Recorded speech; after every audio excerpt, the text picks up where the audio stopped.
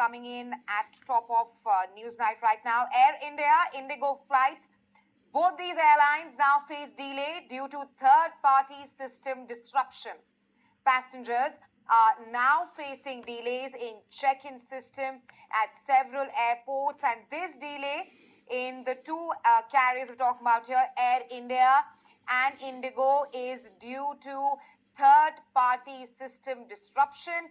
Delays are occurring at check-in systems at several airports. For more on this, my colleague Tanushka is now joining me live. Tanushka, what more can you add to this? Air India and Indigo passengers are now facing delays, especially at check-ins. Right, Rahesha. So while Air India has, clearly made their stance clear that a third-party system disruption has been affecting the check-in system at various airports, resulting in these delays across multiple airlines as Air India, Indigo says that these delays at their end are because of operational issues.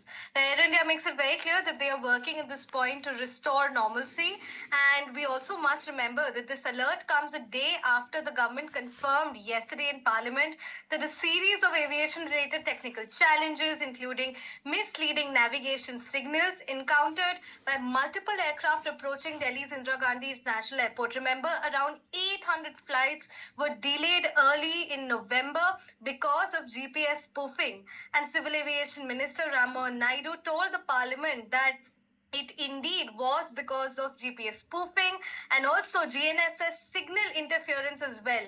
And these incidents did not just occur at Delhi airport, but across airports such as that of Kolkata, Amritsar, Mumbai, Hyderabad, Bengaluru and Chennai. Now this time round, Air India has reported of these third-party disruptions that they are facing, which is causing these delays across the airline. Back to you. Right, Tanushka. Before we wrap this up, just want to read out the statement by Air India. They've taken to X. They've said that our airport teams are working to ensure a smooth check-in experience for all passengers, and the system is being restored progressively. All right, staying on with stories from the aviation beat now. A 164-seat Airbus A320 operated by Air India flew 8 commercial flights on November 24th and 25th, but the airplane were taking all these flights with an expired airworthiness review certificate. All this has further raised serious safety concerns. The lapse was first flagged internally by an airline engineer, and on being alerted, the aircraft was immediately grounded and the issue then reported to DGCA. The DGCA has launched an investigation and released a statement instructing the operator to ground the aircraft, A320 we're talking about here. The DGCA has further said that the personnel concerned have been de-rostered with immediate effect pending completion of the inquiry. Not just that, Air India has also initiated an internal probe to identify the gaps in its system and further put coercive measures, corrective measures in place to prevent such failures from occurring in future. Before we tell you more about the airworthiness certificate, let's now tell you about what Air India said and what the DGCA said. First up, what did Air India say after this major lapse? Now, Air India released a statement saying an incident involving one of our aircraft operating without an airworthiness review certificate is regrettable. As soon as this came to our notice, it was duly reported to the DGCA, and all personnel, all staff associated with the decision have now been placed under suspension. Isa, is it possible to tilt down your camera a bit and sit back? Tell you what the Say again. DGCA has said.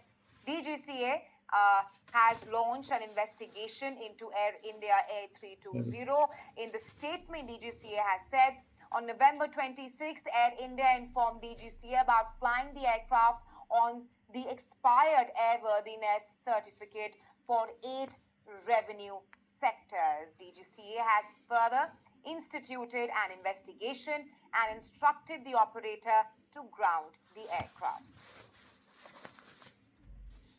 All right, for more on this, we're now being joined by GS Bawa, former General Manager, Airports Authority of India, and Secretary General, the Air Travelers Association. Welcome to NDTV, Mr. Bawa. First up, how dangerous, how lethal is this that an Air India flight, Air India's Airbus, flew without any safety certificate, that also 8 times. What does this reveal to you, Mr. Bawa, about the airline's attitude towards safety? At the outset, let me mention that this is rare. This is very rare. And in the category of rareness, it is level 1. It is a level 1 lapse. And Air India, this all has brought Air India under scrutiny again after the crash which had happened in the month of June. And when I talk of Air India in scrutiny, I mean the India in scrutiny, because aviation is an international phenomena. We cannot say that it has happened in India because aviation is global. And the 164 seat Airbus A320 operated by India, flew 8 times without CFA. And C of A, what is C of A? We must understand the importance of that. Every time when I say to my passengers that air transport is the safest mode of transport, I simply say on behalf of availability of C of A. The movement and aircraft is registered in the country, in India. The airlines get a certificate of registration.